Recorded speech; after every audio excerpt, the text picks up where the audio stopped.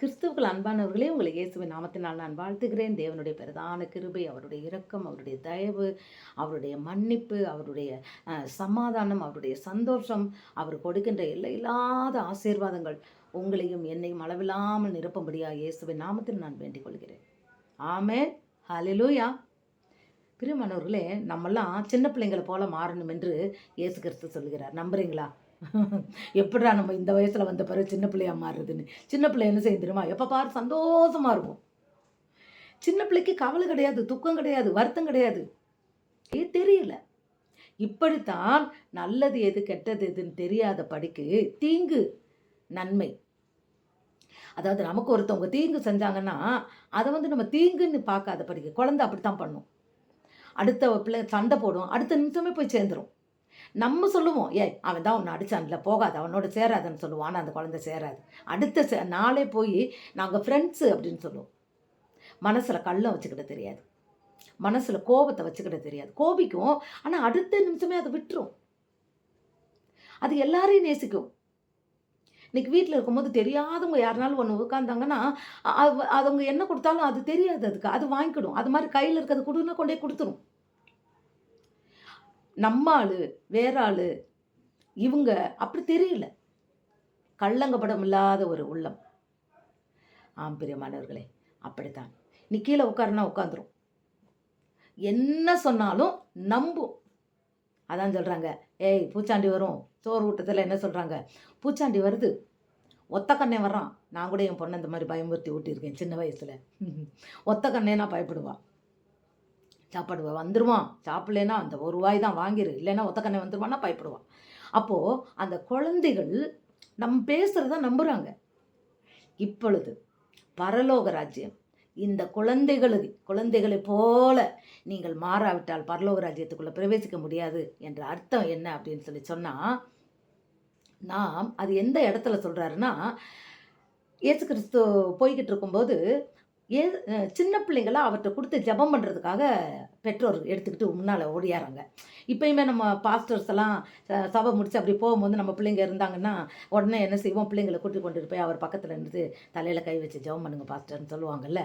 அதுபோல் ஆண்டவர்கிட்ட இயேசு கிறிஸ்துகிட்ட போய் பிள்ளைகளை கொடுக்க போகிறாங்க. அப்போ சீசர்கள் அவங்கள அதட்டுறாங்க, ஏய் வராதப்போ, தள்ளிப்போ நீங்கள் பிள்ளைகளை கொண்டாடாதீங்கன்னு வரட்டாங்க. அப்போ ஆண்டவர் சொல்கிறாரு, சிறு பிள்ளைகள் என்னிடத்தில் வருவதற்கு தடை செய்யாதீர்கள், பரலோக ராஜ்யம் இப்படிப்பட்டவர்களுடையது. ஹல்லேலூயா. பரலோக ராஜ்யம் இப்படிப்பட்டவர்களுடையது.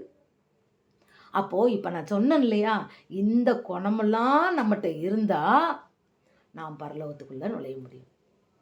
நம்மகிட்ட கள்ளம், கசப்பு, வைராக்கியம், கோபம், எரிச்சல், மூர்க்கம், வன்மம், பொறாமை, துர்க்குணம், மன்னிப்பில்லாதது, இந்த அத்தனை குணமும் இருந்ததுன்னா நிச்சயமாக பரலோகத்தில் இதில் அத்தனை இல்லை, இதில் ஒன்றே ஒன்று இருந்தால் கூட நாம் பரலோகத்துக்கு சொந்தக்காரர்கள் ஆக முடியாது. இது சத்தியம். அதுதான் ஆண்டவர், இந்த சிறு குழந்தைகளை போல மாறாவிட்டால் பரலோக ராஜ்யம் இப்படிப்பட்டவர்களுடையது. அதனால் இனிமேல் நம்ம குழந்தைகளை பார்த்த உடனே நம்ம என்ன செய்யணும், பரலோக ராஜ்யத்தை நினச்சிக்கணும். நம்மளும் இந்த குழந்தைகளை போல் மாறணும்ன்ட்டு இல்லையா? குழந்தைங்க இன்னொன்று என்ன செய்வாங்க, யாரை பார்த்தாலும் சிரிப்பாங்க. ஒரு குழந்தை அப்படி சும்மா நம்ம தூக்கிட்டே போகும்போதே அப்படி கிராஸ் பண்ணி போகிறவங்க குழந்தை நல்லா இருக்கேன்னு லைட்டாக அப்படி தொட்டாங்கன்னா அவங்க சிரிச்சாங்கன்னா அந்த குழந்தை பதிலுக்கு சிரிக்கும். கள்ளங்கப்படம் இல்லாத மனசு. ஹல்லேலூயா. நாமும் கூட எல்லாரோடையும் மிங்கிள் ஆகணும், எல்லாரையும் நேசிக்கணும். இதனோட அர்த்தம் என்ன, எல்லாரையும் நேசிக்கணும். நம்ம மனசில் கள்ளம் கபடு இருக்கக்கூடாது, வஞ்சத்தை உள்ளே வைக்கக்கூடாது, மன்னிக்காத மனசு இருக்கக்கூடாது. கள்ளம் கபடு அது இருக்கவே கூடாது. கபடுள்ளவன் சபிக்கப்பட்டவன். கபடு மனசுக்குள்ளே வந்துச்சுட்டு வெளியே ஒன்று பேசவே தெரியாது குழந்தைக்கு.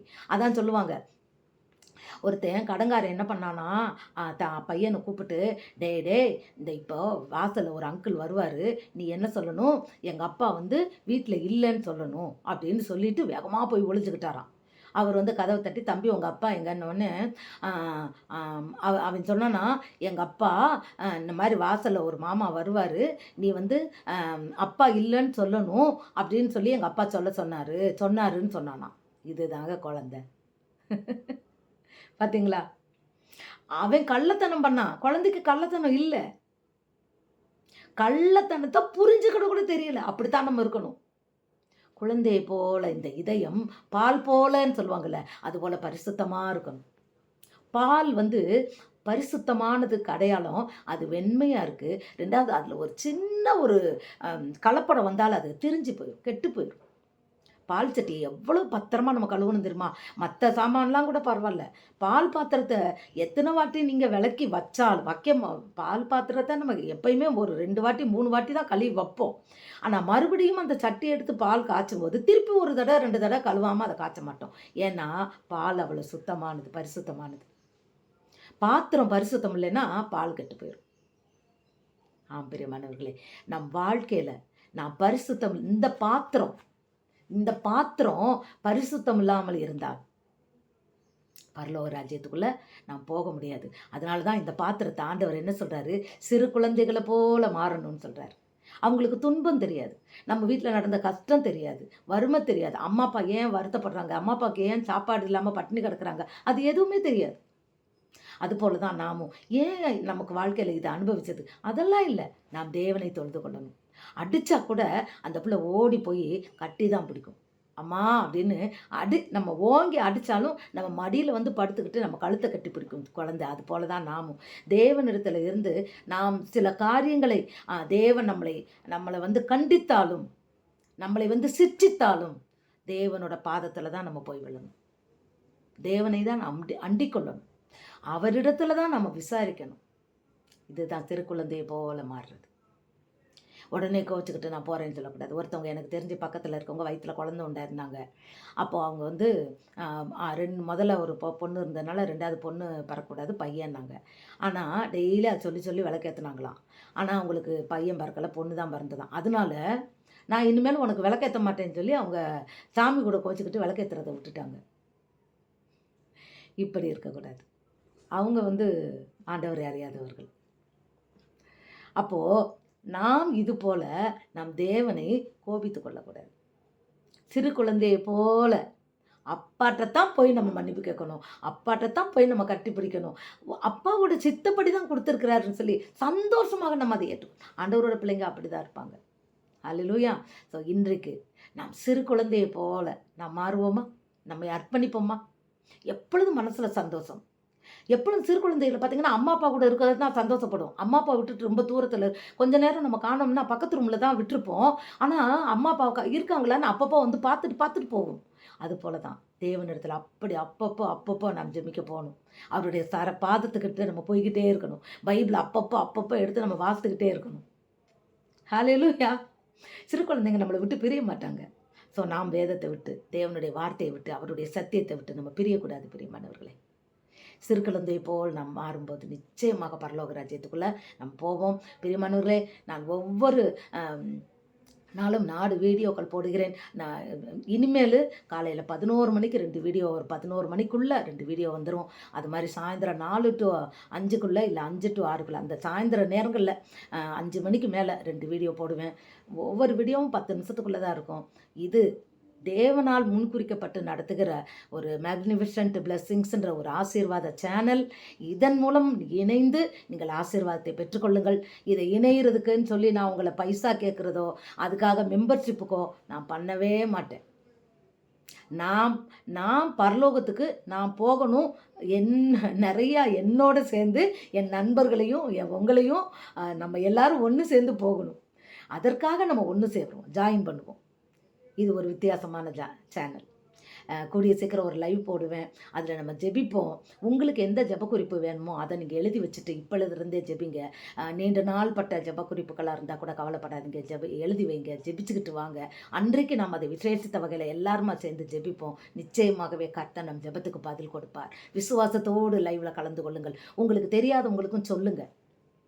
இப்போ நீங்கள் இதில் சப்ஸ்கிரைப் பண்ணியிருந்தீங்கன்னா, ஜாயின்ற பட்டனை செலக்ட் பண்ணிட்டீங்கன்னா ஆட்டோமேட்டிக்காக அந்த லைவ் நான் ப்ரோக்ராம் போட்டவொடனே உங்களை தேடி வந்துடும். இப்போ எனக்கு சொல்ல தெரியாதுல்ல, நீங்கள் என்னோட இணைஞ்சிருந்தா தானே சொல்ல தெரியும்.